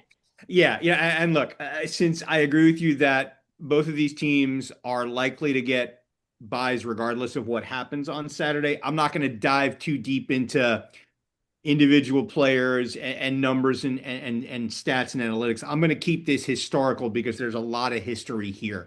So this is going to be short because no other conference championship game has fewer CFP implications than the one about to be played in Indianapolis Saturday night between, as Rabbi said, between the nation's only remaining undefeated teams. It's what happens when the nation's number 1 ranked team, the defending national champion Buckeyes, have been atop the AP poll since week 2, plays the nation's number 2 ranked team. The Hoosiers have been in the second spot since week 9 in a conference title game instead of a national title game. With their resumes, Ohio State has wins over Texas, at Illinois, at Michigan. They have the number 60 schedule strength and the number 1 strength of record, while Indiana has wins at Oregon, at Iowa, the number 51 schedule strength and a number 3 strength of record. Both teams are solidly in the 12-team CFP field and each is also likely to get a first-round bye, with the winner the presumptive number 1 overall seed and headed to the Rose Bowl to play a quarterfinal, and the loser likely to fall no lower than the number 4 seed. It will be the first number 1 versus number 2 game in the history of the Big Ten championship. It hasn't happened in any conference championship game since Alabama played Florida in back-to-back SEC title games in 2008 and 2009. And it'll be the Big Ten's first number 1 versus number 2 matchup since the game of the century, Ohio State beating Michigan in the 2006 regular season finale. There was no conference title game yet, so the Buckeyes went directly to the BCS championship game, where they lost to Florida. Ohio State is 5-1 in Big Ten championship games, the most recent coming last season, while Indiana is making its first appearance. The Hoosiers haven't brought home the Big Ten trophy since 1967 when they advanced to the Rose Bowl, only to lose to number 1 USC. Now, while I expect there to be plenty of Buckeye fans in the stands, it may be as close to a home field advantage as the Hoosiers can get for what's listed as a neutral site game that's in their backyard. Ryan Day's squad has been as close to an inevitable thing in college football this season. If they have any weakness on either side of the ball, no one has been able to find it, let alone exploit it. But if anyone can do it, Curt Cignetti's squad might have the best shot. Number 1 versus number 2, 12-0 versus 12-0 to decide the CFP's number 1 overall seed, and quite possibly the Heisman Trophy. Hoosiers junior quarterback Fernando Mendoza is the current frontrunner, but Buckeye freshman quarterback Julian Sayin is very much in the conversation. What more could you want? Lack of CFP implications aside, this game will still very much be must-see TV. Yeah, and I think you actually mentioned something that I think that Sayin's going to have to play a very, very, very good game to overcome Mendoza, who really had his highest moment against Penn State earlier this year. But I truly think they're closer to the same level more than people think. He had great after his start against Michigan last Saturday, and the way Sayin bounced back on that. Now, given we talked about Stafford having toys, the toys that Sayin has to throw to, especially as they were back to 100% in that game, is ridiculous, but Sayin has done more with this team than, say, Will Howard did last year with this team going into the college football playoff. He leads the nation in completion percentage at 79.8. The guy's basically completing 4 out of every 5 passes. He has 184 plus passer rating, tops in all of college football. He's throwing to a guy who leads the Big Ten in touchdown catches in Jeremiah Smith, and a guy who's likely to be a first-round pick in the NFL draft come April, and Carnell Tate, who's averaging 18 yards a catch. Their running back, Bo Jackson, appropriately named, averaging over 6 yards a carry. Come on now. They have 2 surefire top 10 picks in linebacker Avril Reese and Caleb Downs, the safety. I don't know how you beat these guys. Obviously, my Wolverines couldn't. Wasn't expecting them to. Cignetti and his I just win Google me, dude's going to have his hand full with the Buckeyes on Saturday. But what Indiana did versus Oregon earlier this year proves that they can win in the bigger spots, in my opinion. And you didn't even mention the defense, which is... I mentioned their 2 best players. That's a defense that's giving up 8 points a game? It's an NFL quality defense led by an NFL quality coordinator and Mac Patricia. Okay. So the 2 games I'm going to be talking about are the Big 12 championship and the ACC championship. And these are really 2 of the biggest games when it comes to CFP implications. Now, not big implications, but they're implications. Let's talk about both these are rematches, by the way. Let's talk about the Big 12 championship first between BYU, who hasn't won any conference title, Mountain West or otherwise, since 1998, against Texas Tech, who also hasn't won a Big 12 championship. You would think in the days of Cliff Kingsbury and Patrick Mahomes, they would have had something close to it, but they haven't even come anywhere near that. But the team that they have right now is insane. Let's talk about this for a second. BYU and Texas Tech. BYU is 4th right now in the CFP. They are 11-1. They are a virtual lock no matter what happens here. Now, what they've basically done is, and this is how they've also, their basketball team in the Elite Eight this year, they put millions of dollars. They really have been one of the biggest benefits of NIL. They put millions of dollars into the transfer portal, and their defense has been insane. They won the first game in a college game day game, by the way, which is rare for anything in the Big 12, 29-7, which is insane for 2 reasons. Number 1, this is Texas Tech's lowest margin of victory this year on their schedule, 22 points. And it was also the worst game for Bear Brockmeyer in this season. But he went, by the way, for a ton of yards, and he was still pretty damn good, even though LJ Martin had a shoulder injury that day. But they're insane. And by the way, Brockmeyer, the one game that Texas Tech did lose, Brockmeyer wasn't there. He was injured. That was a loss against the team that won this title last year in Arizona State. The implications of this game are huge, and they're not huge just for the Big 12, who, with the BYU win, gets BYU in as the 3rd highest ranked conference champion. And then will get Texas Tech in as an at-large. They won't get a top 4 seed, which is what they're playing for here, but they will at least get themselves into the discussion that the Big 12 only had one team in last year's playoff. But the hugest thing is if BYU gets in, someone's got to come out. And while Alabama seemed like the obvious choice, the fact that they jumped Notre Dame for number 9 in the CFP poll this week makes a lot of people think that Notre Dame might be the willing victim if BYU wins this weekend, which will be interesting because all of the Notre Dame Miami talk that I've been hearing all of the season, Miami at number 12 in the CFP poll, Notre Dame right now at number 10. The answer will be neither of those teams will make it in. Mazel tov. That's the real answer to everything. Speaking of Miami, they are the highest ranked team right now in the CFP from the ACC, which means they're going to the championship, right? No. Oh, no, they're not. It's Virginia, the team who is currently 17th ranked in the ACC, and Duke. What is this? College basketball all of a sudden that's playing? They're playing in Charlotte, so you can even be really confused if it's college basketball or not. Might as well play this game in Greensboro. Why not? Duke and Virginia. So Virginia's had a very good season. It started when they beat Florida State on a Friday night. Florida State, not really that good, but they won their first outright championship in school history, 7-1 in the conference. They were 5-7 last year under Clemson, of our former Clemson coordinator Tony Elliott. And now they've had a very good season. They won against this team, by the way, Duke 34-17 just 3 weeks ago. But they've actually played, they were picked 14th. They were picked 14th in the conference to begin the season. They have a strong resume, but considering the strength of the ACC and the fact that they don't really get a chance to play all of the good teams, they actually lost to NC State this year, but that was in a non-conference game. Actually, that was Georgia Tech, never mind. But all together, there's an interesting thing with this because now we go to Duke. And why the hell is Duke here? This was a 5-team 6-2 tie, and they won the 5th tiebreaker tier, which is strength of competition. Oh boy, strength of competition.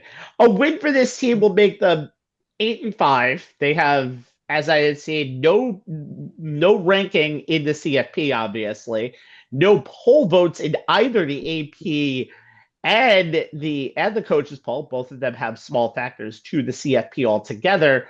So there is a very good chance if Duke wins this game that the Conference USA winner, the American Conference winner is going to get into the field. That is pretty much a guarantee. It's North Texas and Tulane playing this weekend. And the winner of that's going to get in. But now that stirs the pot up a little bit because there's a team in Harrisonburg, Virginia by the name of James Madison who has only one loss this year, is currently in the CFP poll at this time, and they would likely be the 5th highest conference championship and the 5 highest get in. If Duke is 6th highest conference champion, they're not getting in, and the ACC, who had 2 teams in the playoff last year, both of them did lose on the opening Saturday, they will have none this year, and that could be an embarrassment for the ACC. So, and again, the one thing that is scary for a team, I feel like, is playing a team with nothing to lose, who you just saw a few weeks ago, because you're not going to get that same game from that team again. Get your popcorn ready for Saturday night in Charlotte for the ACC Championship after you watch the Big 12 Championship earlier in the morning in Dallas, because both of those games could affect Sunday's CFP reveal. I tell you what, Rabbi, there is going to be some serious screaming, long and loud, if Georgia beats Alabama, but Alabama stays in the field as a 3-loss team and neither Miami nor Notre Dame get in. Miami is going to scream the longest and the loudest. It's going to, Coral Gables is going to riot because they all believe they should be in the field as an at-large because they beat Notre Dame. They're tired of that talk. And I'll tell you this, one of the things the committee has said is that they will employ that head-to-head tiebreaker if the two teams are one above or one below. That may determine it. But if the reason they haven't of yet is because there's been a gap in the rankings between where Notre Dame has been for most of the year. Basically, since that loss, they've run off, 10 in a row since that loss? Yeah. Which is why since the A&M loss, they started the season 0-2. But so Notre Dame has been consistently ranked at least 2 to 3 spots above Miami, which is why Miami is screaming about that. But I'll tell you this, and there are scenarios where Alabama loses and stays in. And remember, guys, because of the way things are in the ACC, the 10th spot is the cut line. Because you're going to have you could have one and potentially 2 group of 5 teams come in, or if BYU wins, they're a bid stealer and Texas Tech gets in as an at-large. It's going to get a little, there could be some serious chaos agents at work on Saturday. Here's the problem, though, when you look at it, though, in terms of if Alabama doesn't get in. And it goes against all of the committee. It goes in all of the committee's questions. Yes, Alabama was a 2-loss team, but you essentially punished them because they made their conference championship and lost. So whatever precedent you set here, both of them don't work. And that's the thing, Rabbi. There have been certain precedents we thought the committee was going to, and certain principles they were going to hold by, and they've talked out both sides of their mouths for a while now. So and that's part of the problem that, Greg Sankey and Tony Petitti and some of the other power brokers in the sport have with the committee is that, unlike with the basketball selection committee, you kind of know what they're going to do. There doesn't seem to be yet any type of rules and processes and set stats and type of, data points that if you're looking at the rankings, you can, feel reasonably sure about, not only just week to week, but that they'll hold come Selection Sunday. Because so far, if last season is any much of a guide, things that they've said are going to hold true come Selection Sunday haven't necessarily held true. I love chaos. So I know you do. You're going to be rooting for it on Saturday. I want to see the world burn come Sunday, but Anthony wants to see 2 group of 5 teams get into the CFP. Oh, I want to see 2 group of 5 teams get into the CFP. But my advice is, you don't want to if you don't want your faith in the hands of the selection committee, take care of your business on the field. Long and simple as that. Absolutely. But as Jay said, this selection committee has not really set a precedent the last 2 years that the criteria can be based on. So we don't know exactly what happens Selection Sunday, because there could be a precedent. Well, Bama loses and get punished for it. But at the same time, it's not great either. Yeah, we can see. I'll tell you one thing that's going to change. The ACC is going to have a nice long look at their tiebreakers after this year. They're going to be going by CFP ranking next year. I'm telling you 100%. One tiebreaker, one scenario. Overall record or CFP ranking. Let me tell you, that's the most obscure tiebreaker you can use to get into a title game I have ever seen. Without a doubt. Oh my God, I can talk all day about that. But it's time to talk about something that is about as this crazy. Is your pumpkin pie? I didn't say this is my pumpkin pie. This is my cordial. Finally tonight, this has been some week down south, especially in Baton Rouge and Oxford.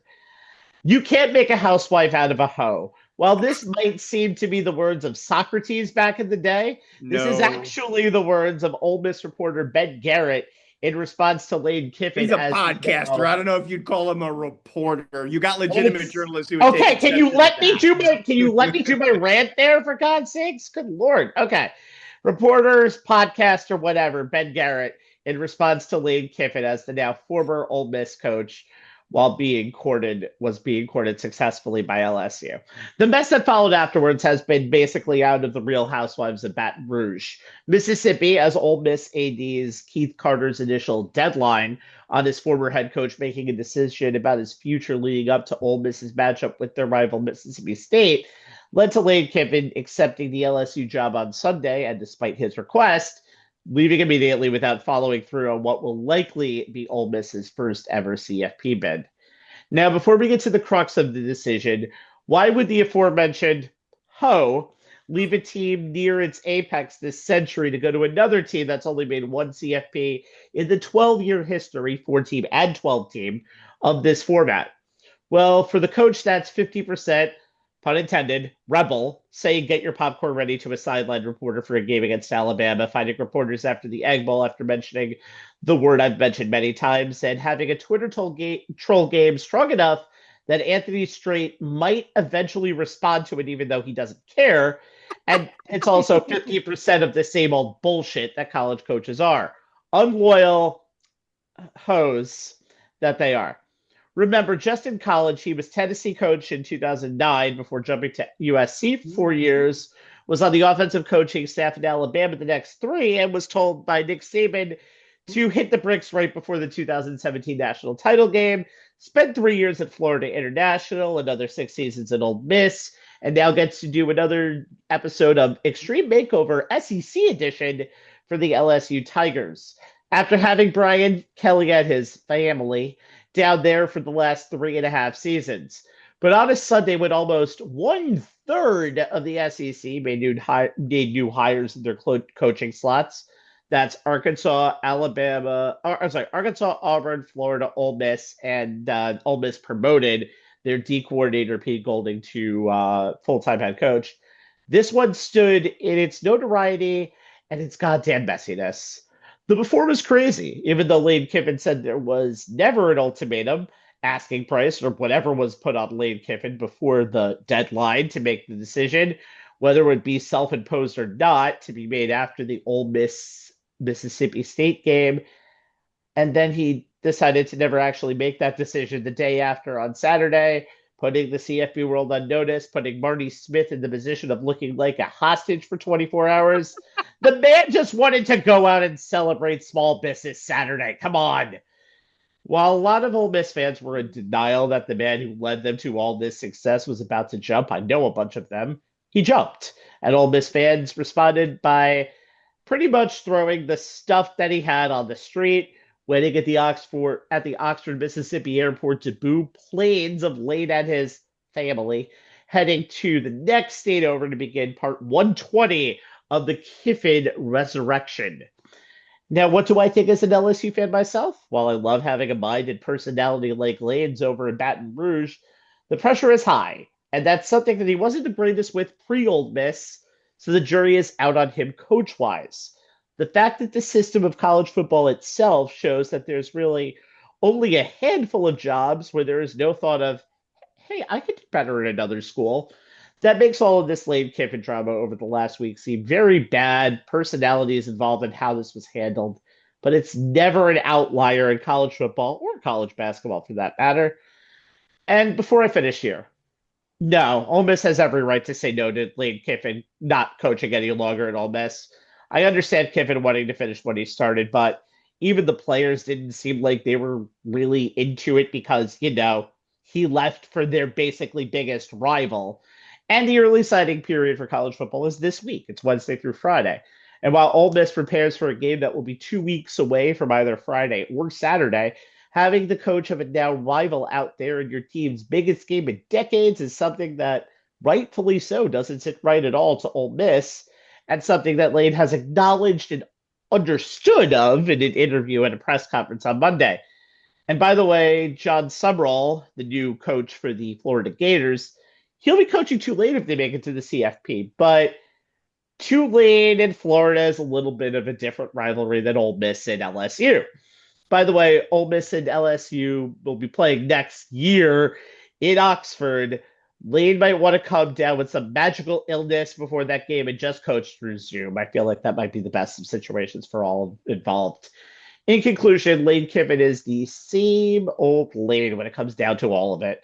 But this whole entire mess of a situation makes me want to avoid any more of any coaching carousel, any more of the discussions of what's wrong with the college system at all.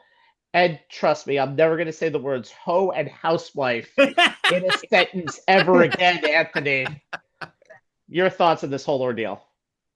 Well, I will say this. And number one, Ole Miss is absolutely in the right to not let Kiffin Absolutely. continue. How dare you leave not only from a rival? I'm not gonna let you poach my players on top of it. I mean that we know this is a recruitment signing period. I'm not gonna let you poach my players on top of you giving me the middle finger on the way out.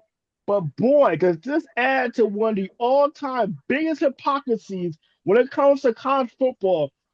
We'll literally see a coach bail once again. This is not the first time this has happened. Bail on a team to go that he is leading to a postseason game or a college football playoff berth to go to another team. Meanwhile, the same system is actually making it harder for the student athletes to transfer. I looked at something. October 7th, the NCAA adopted a new transfer portal that actually shortens the window as far as um transfer window uh from last year. It's actually it's one 15-day window from January 2nd to the 15th. On top of that, in the case of Ole Miss player, they would have to wait 5 days after a new head coach is hired. I'm just using Ole Miss as an example. I'm just thinking to myself, wait a minute, the same system that that are trying to go out of their way to penalize the students, athletes, to go to another school to have a new opportunity is rewarding coaches when they're getting millions of dollars to bail on the same students. They are convincing about commitment and buying it or being all in on a team. Look, I just think it makes an already blatant hypocrisy even worse when you see something like this happen, and it's not going to be the last time. But give me a break about hearing guys like Nick Saban on national TV complain about NIL deals killing college football, while I'm seeing coaches literally leave players they recruited. You sat, I'm a student athlete. You came to my home. You sat in my living room. You pitched a good game to my family to convince me to come to your school, and you bail the first time someone gives you a blank check. But if I want to go to another school to give me a better opportunity to play, to maybe get some playing time, maybe go play in a school closer to home, closer to family, I get penalized for it. This is the thing. This is the problem I've always had with this whole thing. If it's okay for coaches and personnel to pick up and leave, why are we penalizing the student athletes for doing the exact same thing? And that's something that never sat well to me. And when you see something like um, this is this is exactly what I talked about. Like it's a big hypocrisy thing, but spare me the whole talk about the system being broken because the students, the college athletes are finally being able to cash in to some degree on their player likeness and being the real revenue generators in college sports. I mean, that's the part that bothers me. But as far as Lane Kiffin himself, this whole situation is a complete mess. Between Yeah. the players coming out and speaking against Lane Kiffin, basically calling him everything short of blatantly calling him a liar. As far as the final message he left to his team to basically the school becoming rent center and throwing his stuff out on a front curb. Love it. The, Love the, it. the entire day is bad, it's messy, it looks it looks worse on Lane Kiffin's part because the guy basically had his mind made up for weeks, but tried to play the victim out of all of this. At the same time, trying to have his cake and ice cream eating too on the way out. Like I said, this is the most messiest divorce I have ever seen in college football in a long time. But it also builds into the old story about the hypocrisy as far as athletes not being able to be awarded the same freedom to go someplace else, as you've seen coaches and other personnel done it over the years, and again, that just doesn't sit well with me whatsoever. Jay, I know you got a lot to say. One thing I do want to say before Jay gets his stuff up. One of the reasons why the transfer my pause. portal, I knew he was going to have a rejoinder. It's not a rejoinder, just kind of a clarification. The transfer portal was moved this season just because of the inordinate amount of moves that was made between teams last year. This is something that I kind of agree with, just because of the fact that I understand you want to keep teams where they are, but when everybody's still playing their bowl games and still playing the CFP games that are supposed to be big for each of their schools, it kind of just everything looks bad. That's why I said it's the system. It's just broken in all of its ways. It's successful, but it's broken, and that's one of the reasons why it's like that. So that's kind of why it's like that. I said that if the system is broken, don't just say it because the students are finally taking advantage, getting something out of it. The whole thing is broken, pretty much. If you're gonna it's taking something out of it, though. It's both sides of it, and people know that, Jay.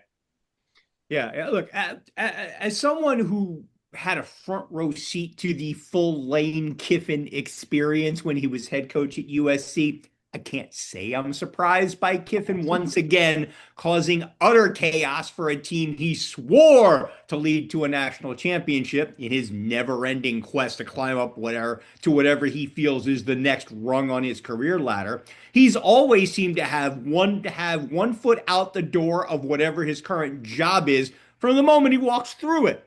But this is a new one even for him, by leaving Ole Miss for SEC rival LSU 3 weeks before the Rebels are likely to play in the CFP. They have a greater than 99% chance to make the field, according to the Athletics projections. With this, he's done the unprecedented, taking another job while his current team is in contention to win a national title.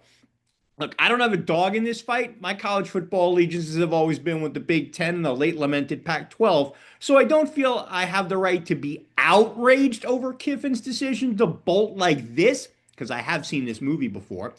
Am I surprised that Ole Miss elected to basically toss all his stuff out onto the quad and tell him to not let the door to the football facilities hit him in the ass on the way out? Not really, especially not after it came to light that the part of his farewell tweet about his sadness over AD Keith Carter denying his and supposedly the team's request to allow him to coach the Rebels during the CFP was not the message that was conveyed in the meeting with the players, according to several members of the team's leadership council.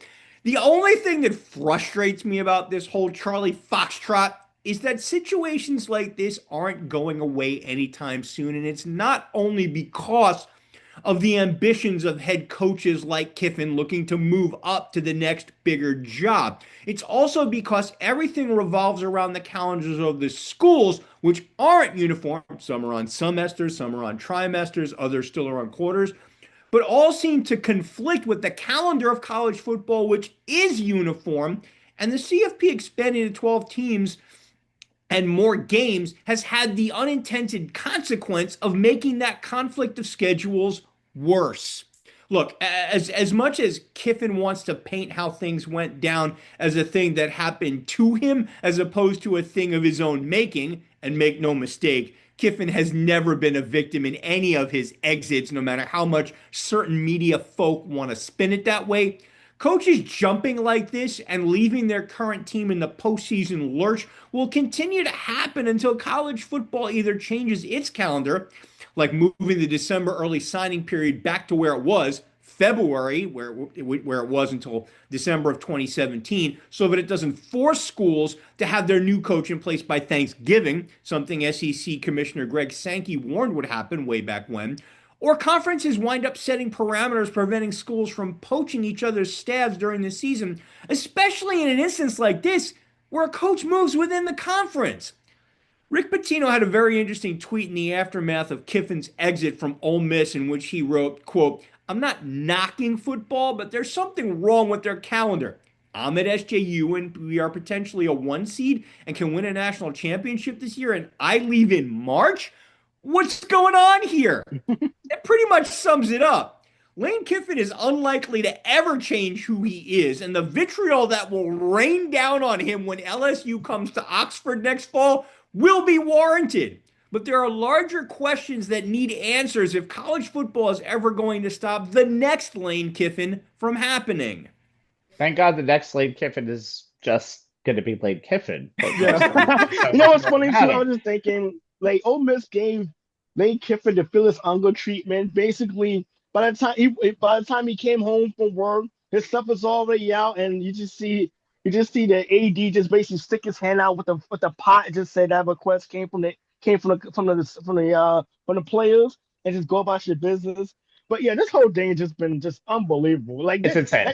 yeah, you can make an Amazon sitcom out of what just happened at Ole Miss at this point. But yeah, the system is a mess, and it's not. And who's to say it won't happen next year Yeah, with Lane as I Kiffin just said, again? Anthony, it's going to keep happening until college football makes some changes or put some rules in place to prevent it from happening. I mean, as we often say on this show about the things we witness and that we cover, you can't make this stuff up. I wish we did sometimes. Yeah. Anyway, for Jay Kaplan and Anthony Strait, I'm Stephen Rabinowitz, the podcast turducken, an analyst stuffed inside a wannabe comedian stuffed inside a nerd. YouTube.com/on the sports lines is where you go for all of our on-demand stuff. The show goes live every time we do it on our facebook.com/on the sports lines page. And then I'm rusty here, Jay. There's a third thing that we usually talk There about. is. Right? Please like and subscribe on those two other platforms. Absolutely. We'd really appreciate it. The third platform he is referencing is our Twitter handle, which is at ONTH Sports Lines, where you'll find a link to each new show like today's, along with tidbits and nuggets from the world of sports that we think are worth your time to check out. This week, I've posted a link to a story by Stuart Mandel, college football senior columnist and editor-in-chief for The Athletic, breaking down all the possible CFB permutations for the 9 conference championship games happening this Friday and Saturday. Will things go chalk, making Selection Sunday a foregone conclusion? Or, as Anthony hopes, will chaos reign, putting the committee in a very difficult position in advance of Selection Sunday? It's a piece any college football fan, regardless of who you root for, should check out. It's a read well worth your time. Cue elbow gif going like this. Anyway, back next time for our final regular show of 2025. Good night. Night, everybody. Good everyone.